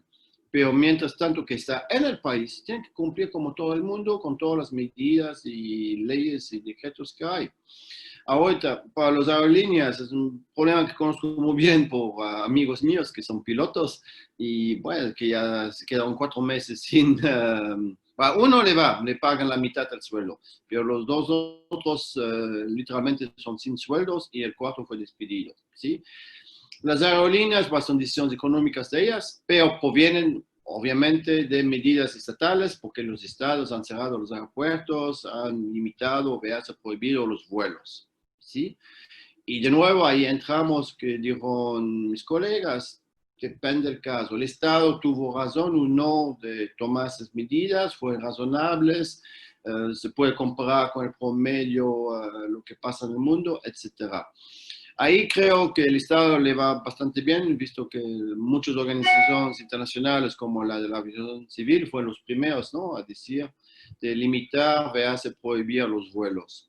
Entonces, creo que verdaderamente para dar una buena respuesta, si el inversionista aprovecha la pandemia, uno, para no cumplir con sus obligaciones nacionales, pues un tema nacional y al Estado y a sus autoridades, ¿no?, de tomar las medidas que su derecho prevé.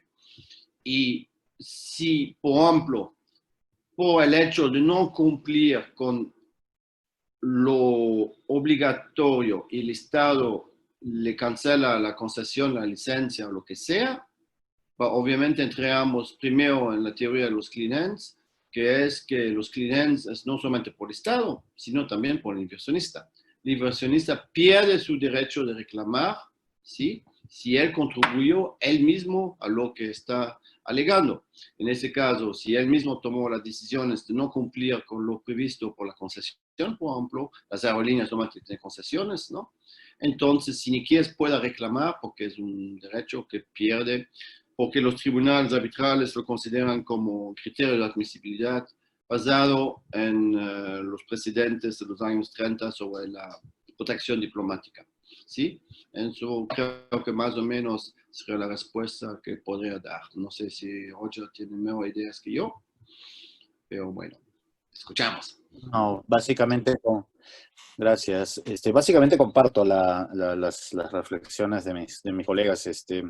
Sí, en principio los temas laborales que puedan suscitarse a propósito de la pandemia, hay muchas consecuencias económicas, jurídicas de la pandemia, por supuesto, pero si hablamos puntualmente de los inversionistas extranjeros, como sucede también con cualquier medida, no todas están sujetas a protección internacional, ¿no? Entiendo que el tema del cumplimiento de normas laborales, aprovechando la situación de la pandemia, sería un asunto que podría reclamar el Estado por las vías internas. Ahora, lo interesante es, claro, lo que planteó James también sobre el tema de que probablemente digamos, esta situación de afectación a los trabajadores sea consecuencia de una medida que ha sido adoptada por el Estado a propósito de la pandemia, ¿no? que ha generado un impacto económico en el negocio o en la inversión del inversionista. O sea, no es que asumamos que no es que es un inversionista que se está aprovechando de la pandemia para no cumplir, sino que efectivamente está siendo tocado patrimonialmente, económicamente y no puede afrontar esta situación. Pero aún así, bueno, eso por el lado del inversionista podría ser uno de los hechos o de los factores que podría presentar en su reclamación internacional, pero el Estado para hacer, digamos, contrademandar o digamos, ver por el cumplimiento de las normas laborales, incluso a propósito de una norma que ha dictado y que ha afectado al inversionista internacional, creo que corresponde a los fueros internos. Ahora, lo interesante que plantea Carlos José es la posibilidad, sí, de que en líneas generales los estados puedan contrademandar, ¿no? Reconvenir o que puedan iniciar acciones contra los inversionistas. Como dijo James, es un tema muy debatible, es un tema que es muy actual. De nuevo, hay que revisar los tratados, pero hoy en día este tema creo que está siendo justamente a raíz de varios casos, está volviendo a ser replanteado. Es cierto que por un lado los tratados bilaterales de inversiones o los tratados de libre comercio lo que hacían es básicamente reconocer algunos derechos y garantías a los inversionistas, asumiendo que es el Estado el que toma medidas que pueden ir en contra de esos derechos. Pero puede suceder al contrario, puede suceder que los inversionistas puedan estar tomando decisiones justamente contrarias a cumplir con, por ejemplo, las regulaciones internas del Estado, las regulaciones sobre sucesiones, etcétera, etcétera. Entonces, ahí el Estado, ¿cómo podría utilizar, digamos, el sistema internacional de inversiones para poder plantear una defensa? Incluso, esto también se ha sucedido, violaciones de derechos humanos por parte de los inversionistas. Entonces, hay toda una discusión. Esto es una discusión abierta. Es cierto, y eso hay que aceptarlo, que la mayoría de los tratados se ha hecho con protecciones sustantivas en favor de los inversionistas contra medidas estatales, pero eso no excluye, creo yo, y algunos casos lo han demostrado, de que en el transcurso del arbitraje el Estado pueda presentar algunas reclamaciones en virtud de nuevo, caso por caso de lo que ha sucedido, si es que pasó, por ejemplo, una situación de violación de derechos humanos, etcétera, etcétera. Pero creo que este tema, incluso bien en los nuevos tratados que se están dando, empiezan a contemplarse en las negociaciones, la posibilidad de que los estados también tengan una suerte de acción contra los inversionistas, o de reclamación, o de contrarreclamación, o contrademanda.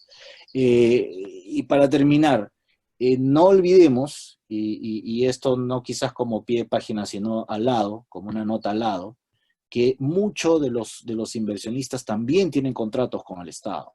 ¿Okay?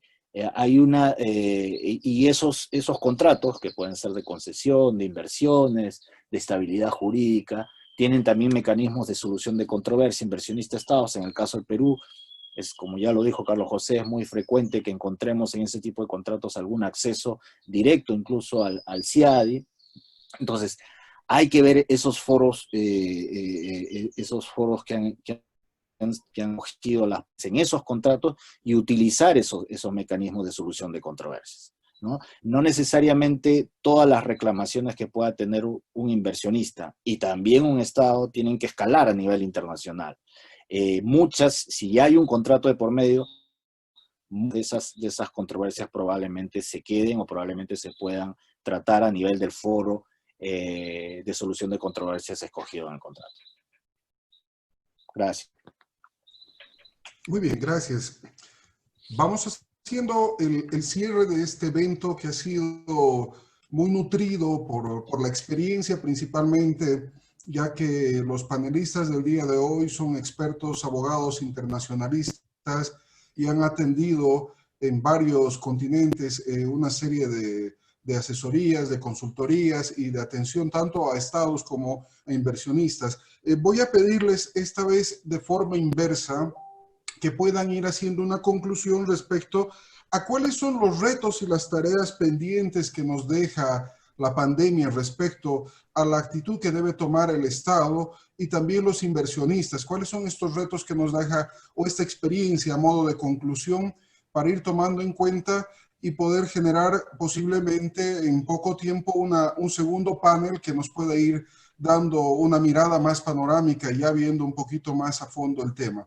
Carlos, por favor, si podrías empezar a manera de conclusión con esta ronda de cierre, te dejo la palabra. Gracias. Muy brevemente. Anteriormente me pronuncié sobre el Estado, ahora me gustaría pronunciarme sobre la postura de los inversionistas. Yo pienso personalmente que frente a la situación en la que nos encontramos y frente a la cantidad de nuevas situaciones y variables que se están planteando en las relaciones inversionista-Estado, yo propondría o sugeriría que los inversionistas guarden mucha prudencia, analicen bien sus casos, analicen bien sus pretensiones, procuren evitar pretensiones, ¿cómo se llaman? Maliciosas, dilatorias. No. Entusiasmos. Sí, Vamos. sin sustento y evitar sobrecargar el régimen de arbitraje de inversiones, ¿no? Porque en los últimos años ha habido un crecimiento enorme del régimen, del uso del mecanismo, y según muchos expertos y mucha gente prevé, esto va a tener un nuevo boom, un nuevo crecimiento, y eso puede generar problemas tan grandes como que los mejores o los árbitros más conocidos pierdan capacidad de manejo de sus casos por la cantidad, por el número de casos que podrían tener. Podrían aparecer nuevos árbitros menos expertos, con menos experiencia, con menos capacidad de resolver. Podría haber una baja en la calidad de los laudos, y podría haber una tendencia en la decisión de asumir que pretensiones han sido presentadas de manera maliciosa e insuficiente, y los inversionistas podrían perder mucho tiempo, dinero y oportunidad. Y yo pienso que es fundamental la prudencia, ser muy cuidadosos en el análisis preliminar de sus casos, estar muy seguros de que el daño ocasionado ha sido puntualmente a ellos y no estén reclamando por el daño general que se le ha hecho a la economía, desde ya hacer un análisis paso por paso de las acciones que están tomando los estados a fin de poder luego sustentar bien sus reclamos en caso los tuvieran. Muchas gracias por la invitación nuevamente, muchas gracias a todos por estar acá, y espero verlos pronto, y nuevamente espero que estén todos muy bien, sanos y salvos. Gracias, adiós. Muchas gracias, Carlos José. Roger, a manera de conclusión, tu posición al respecto. Gracias. Muy rápidamente también, creo que el arbitraje internacional de inversiones está en un tránsito de reforma. Vemos los trabajos de UNCITRAL sobre, digamos, ver si es que se crea un tribunal internacional de inversiones, si hay una fórmula mixta. Hay una preocupación sin duda, de reformar el sistema internacional de protección de las inversiones. Eso por un lado, por la parte, digamos, procesal, que es importante tenerlo en cuenta, porque justo esto no ha surgido, si bien es cierto, en esta pandemia, ya venía, digamos, desde hace a un poco tiempo atrás, pero confluye, ¿no? Confluye con esta pandemia que sin duda va a traer una ola de nuevos casos, y hay que ver, y con esta es mi reflexión final, yo creo que lo que va a traer estos casos es la posibilidad o la oportunidad de que los tribunales arbitrales de inversión puedan hacer un balance entre hasta dónde alcanza la protección de las inversiones de los inversionistas extranjeros frente a, de otro lado, el poder regulatorio de los estados en temas tan sensibles como la salud pública. Yo creo que, como decía también hace un momento, probablemente tengamos decisiones que no sean uniformes, probablemente incluso puedan ser divergentes, pero se verá caso por caso y creo que eso puede de alguna manera en el contexto en el que estamos, en el que se está discutiendo la reforma del arbitraje inversionista-Estado, puede ser muy influyente o puede ser hasta determinante de la suerte del arbitraje internacional de inversiones. Gracias a todos por la participación y ha sido un gusto compartir con Carlos José y con James este panel. Gracias, Daniel. Gracias, Roger. James, tu posición al respecto para ir cerrando. Quisiera retomar las cosas que dijo Carlos, visto que 2 puntos estamos de acuerdo y 1 punto no. El primer punto que no estoy de acuerdo es con los árbitros. Para mí, qué bueno, ojalá que hay nuevos árbitros que emergen, porque la verdad, muchos viven de una fama que no se refleja necesariamente a la calidad de su trabajo. Son más escogidos por la fama que por la calidad de su trabajo, creo yo, pero es una opinión muy personal. Pero bueno, para antes cerrada, los 2 puntos que estoy totalmente de acuerdo con él, y creo que Roja también está de acuerdo, es 1, el Estado, razonabilidad. Muchas veces, especialmente en América Latina, el Estado puede tener buenas intenciones, puede tomar una decisión que en sí misma es buena, pero la metodología es mala, ¿sí? Las decisiones tienen que ser razonables, públicas, transparentes, verse, implicar un debido proceso según lo que es, ¿no? Y el inversionista muchas veces, la verdad, tiene la vida fácil. El Estado hizo mal su trabajo y no tiene que hacer mucho porque ahí está. Pero en el fondo todo estaba bien intencionado, ¿no? Y el Estado necesita una metodología, cómo tomar las decisiones y asegurarse que cumple con los estándares internacionales para justamente no tener problemas. Eso creo que es lo más importante por el Estado ahorita y visto que la crisis va a durar mucho tiempo. En México ya es oficial que se habla de abril 2021 y es solamente un mínimo, pues es nunca que el Estado que ahorita tiene que implementar una metodología, cómo tomar medidas extraordinarias y asegurarse que cumplan con los estándares. 2, del lado del inversionista, voy a decir lo mismo como Carlos, pero como árbitro, soy abogado también, lo entiendo, pero como árbitro les diría, no se dejen contaminar y contagiar por el entusiasmo de su despacho para meter demandas. Insisto, los gastos de costos duelen. Entre $1 millón y $5 millones según los casos, ¿no? El promedio así, $2, $3 millones, pues es dinero. No es para demandar al Estado por cualquier cosa, ¿sí?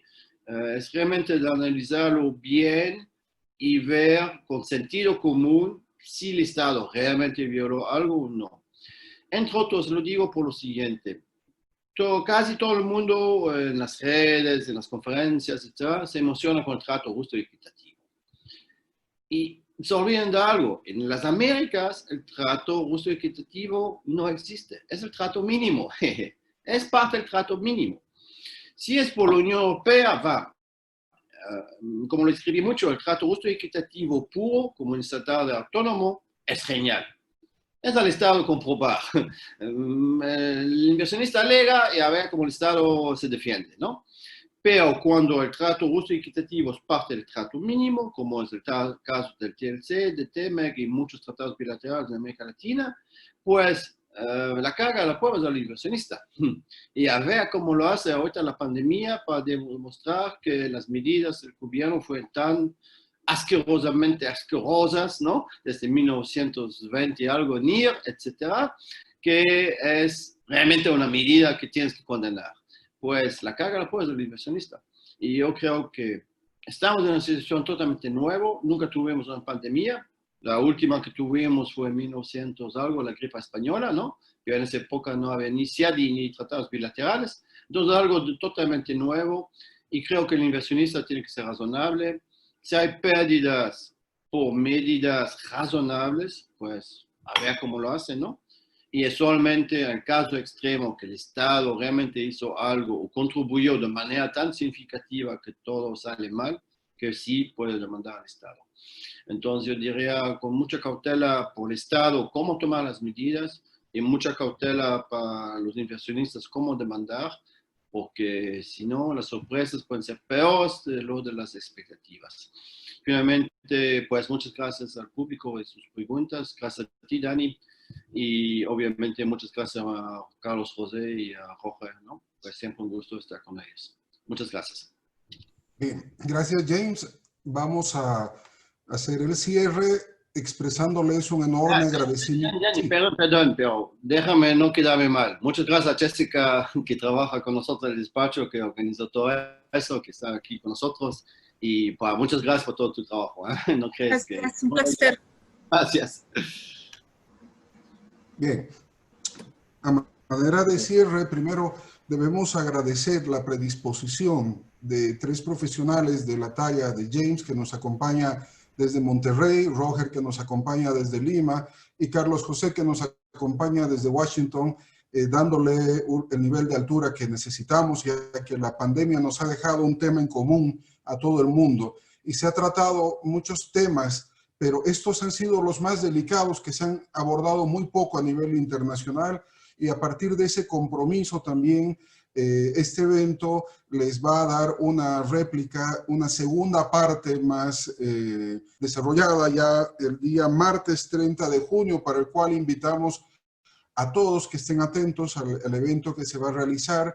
Va a ser a las 18 horas horario Lima, para que podamos ir ampliando un poco más todo este tema de los tratados internacionales, el hardship y todo lo que podría ser los arbitrajes a partir de lo que está sucediendo con el COVID.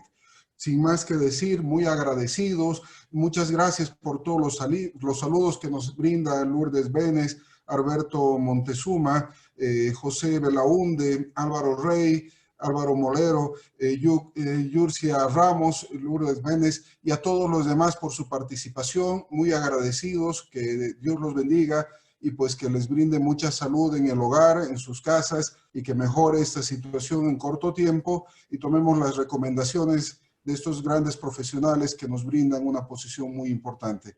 Muchas gracias. James, ¿algo que decir? Hasta muy pronto. Cuídense mucho, por favor. Gracias. Adiós, gracias. Adiós, adiós. Muchas gracias.